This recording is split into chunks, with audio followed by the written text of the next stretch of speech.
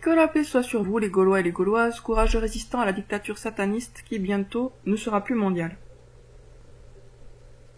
Le thème du grand monarque, du Mahdi et de la fin des temps apparaît généralement comme totalement dissocié de celui du développement personnel. Le développement personnel paraît un sujet qui n'a strictement rien à voir avec celui du grand monarque ou du Mahdi. Mais il va falloir faire le lien. Pourquoi ? Parce que dans le développement personnel, autrement dit dans la psychologie concrète, celle qui est utile et pas celle qui est du blabla, donc dans le développement personnel, on a les principes qui permettent d'atteindre des objectifs. Or, normalement, nous sommes à la fin des temps, certes, mais on n'est pas là pour attendre qu'il se passe certaines choses, mais bien pour agir. Le problème, c'est que pour beaucoup de gens, ils ont l'impression que ce qu'ils voudraient faire est subordonné à quelqu'un d'autre, le grand monarque, alias le Mahdi. C'est-à-dire qu'ils pensent qu'ils ne pourront faire ce qu'ils veulent faire que lorsque cette personne sera là. Mais c'est totalement faux. Pourquoi ? Parce que si ils ne font rien en attendant le Mahdi, ils ne feront rien quand le Mahdi sera là aussi. Une personne arrivant, débarquant, ne va pas vous transformer en être actif. C'est vous-même qui pouvez vous transformer en être actif. D'autre part, attendre le Mahdi ou le grand monarque, ça n'a pas de sens dans la mesure où les buts, les objectifs du grand monarque ne leur sont pas réservés, heureusement. Parce que sinon, eux-mêmes ne pourraient rien faire. Si le grand monarque était le seul à pouvoir se donner comme objectif de changer le monde, il ne pourrait pas le changer, puisque tout seul, il ne pourrait pas le changer. Autrement dit, si votre but, c'est par exemple de lutter aux côtés du grand monarque, vous devez, dès aujourd'hui, vous fixer les mêmes objectifs qui sont ceux du grand monarque. Et si vous me dites, je sais pas quels sont ces objectifs, mais si, vous le savez. Vous savez qu'il est là pour rétablir la justice, qu'il sera là pour rétablir la justice sur Terre. Donc, cet objectif de rétablir la justice sur Terre, vous pouvez très bien vous le donner à vous. Et moi, je vous conseille, je l'ai déjà fait, mais je vous le reconseille, de vous approprier les objectifs suivants. Je les présente sous forme de questions en nous. Pourquoi est-ce que nous aidons, guidons, réconfortons, encourageons, éclairons et libérons des milliards de gens ? Pourquoi est-ce que nous supprimons le satanisme et les satanistes ? Voilà. Je vous conseille de vous approprier ces deux questions, de les faire vôtres. Alors, comment s'approprie-t-on un objectif ? Comment transforme-t-on un objectif qui est juste des mots en quelque chose qui est vraiment notre objectif à nous ? La réponse est d'une simplicité absolue. On se l'approprie par la répétition. C'est la répétition qui fait que l'objectif qui était juste théorique, lointain, devient vraiment votre objectif et donc votre ligne directrice, le plan qui vous guide, vous, dans votre vie, dans vos actions, dans vos choix, et pour finir, même dans votre vie quotidienne, dans votre manière de vivre. Parce que un objectif, quand il devient vraiment votre objectif, il se met petit à petit à façonner les moindres recoins de votre vie. Mais pour ça, ça prend vraiment du temps. Et ça commence par beaucoup de répétitions. Et ça continue d'ailleurs par beaucoup de répétitions. Donc si vous voulez vraiment faire le même boulot que le grand monarque et le Mahdi, autrement dit contribuer à son œuvre, autrement dit faire votre part du travail, vous devez dès maintenant avoir ces objectifs-là, aider, guider, réconforter, encourager, éclairer et libérer des milliards de gens, supprimer le satanisme et les satanistes.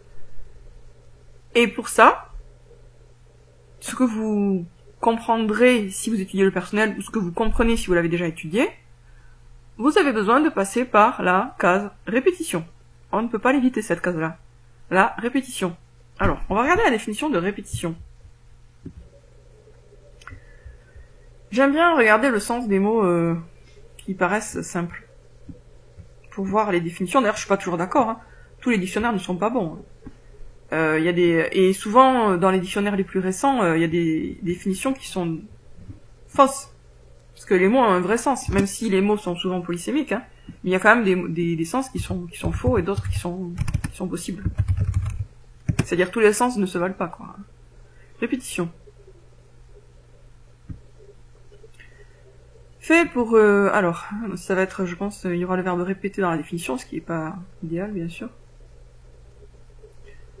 Une définition circulaire, c'est une définition qui utilise un mot ayant la même racine, enfin, qui définit un mot en utilisant un mot qui est de la même racine que le mot qu'elle cherche à définir.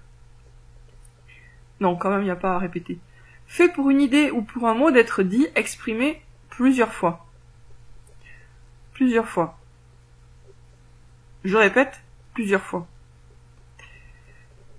Si vous êtes allergique à la répétition, vous ne pouvez pas apprendre. Ça, c'est un fait indiscutable. Pour s'approprier un objectif, quel qu'il soit, on a besoin de beaucoup répéter. Répéter quoi? La phrase qui verbalise cet objectif. Et tous les gens qui ont atteint des objectifs ambitieux ont répété.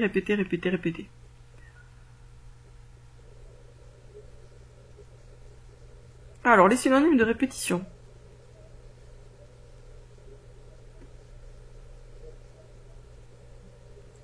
Réitération, cycle, fréquence, itération, période, périodicité, rechute, récidive, récidivité, recommencement, récurrence, récursivité, renouvellement, répétitivité, reprise, reproduction, retour. Figure rhétorique. Alors justement, on revient sur la définition de répétition. Linguistique rhétorique. Figure de rhétorique où on utilise plusieurs fois le même mot pour faire ressortir une idée, un sentiment. User de la répétition pour transmettre à la souffrance le poids de la douleur d'un personnage. Donc je répète parce que ça c'est intéressant. La répétition en linguistique, c'est une figure de rhétorique où on utilise plusieurs fois le même mot pour faire ressortir une idée, un sentiment. En fait, nous, notre cerveau, quand on lui envoie juste une phrase une fois, ça glisse, ça rentre pas. Qu'est-ce qui permet vraiment de graver quelque chose dans le cerveau? C'est la répétition. Et le traumatisme. Mais on va éviter le traumatisme. Par exemple, à une époque, dans la campagne, pour que les enfants se souviennent qu'à tel endroit il y avait une borne pour délimiter un champ, on les amenait à la borne, on leur dit regarde bien la borne et on leur foutait une énorme claque. De façon totalement inattendue et injustifiée.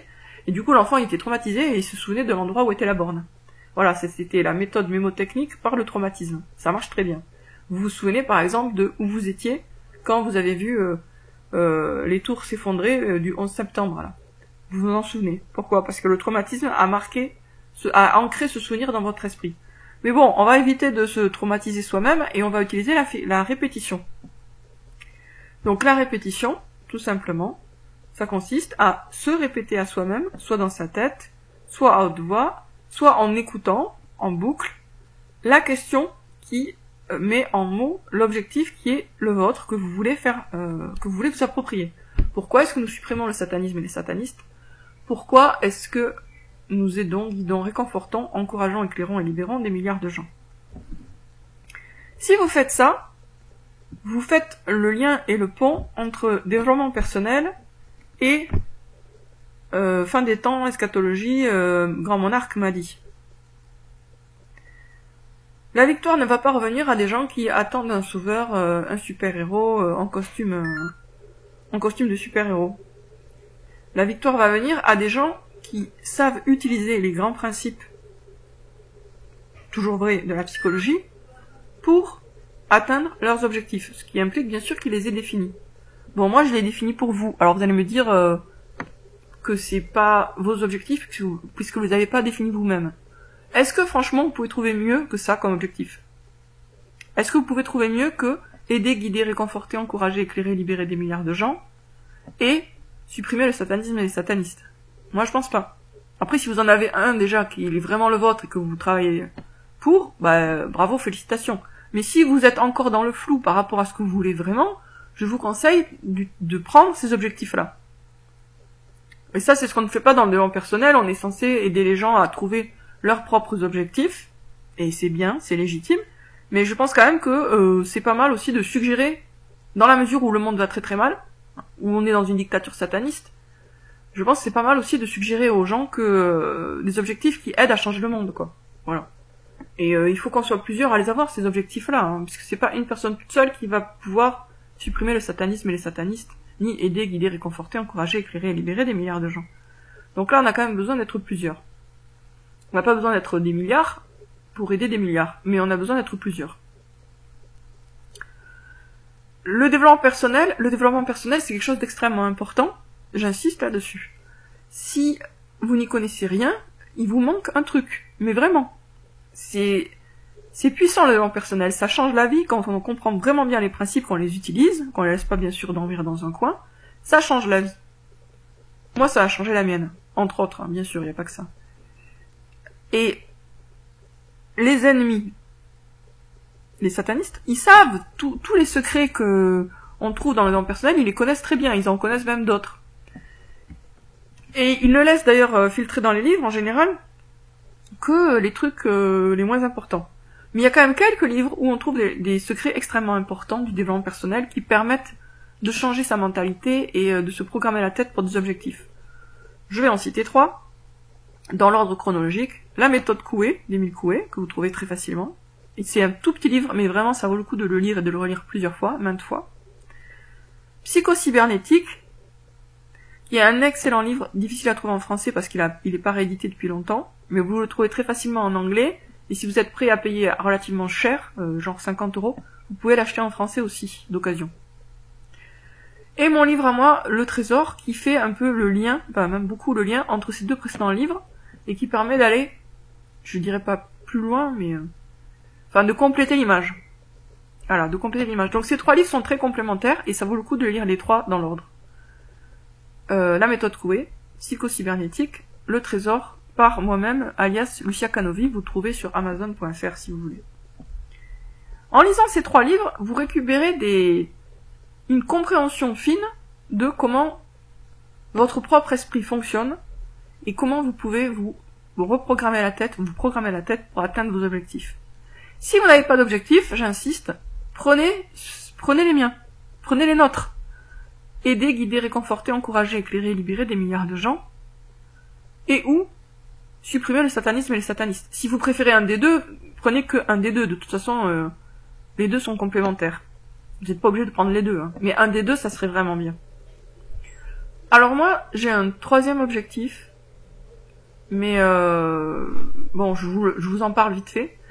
J'ai un 3e objectif, c'est celui d'être... Bah non, je vais pas vous en parler. Voilà, on va dire que c'est confidentiel. Mais c'est un objectif qui permet de faire le lien entre les 2 objectifs précédents. Voilà. Désolée si je n'ai pas été très claire, je sais que parfois je n'articule pas suffisamment, j'avale un peu les mots, ou j'avale on va dire un petit peu les syllabes, j'en ai conscience, je vais essayer de m'améliorer à ce niveau-là, de parler plus lentement en articulant mieux. Sur ce, je vous dis à très bientôt les Gaulois et les Gauloises.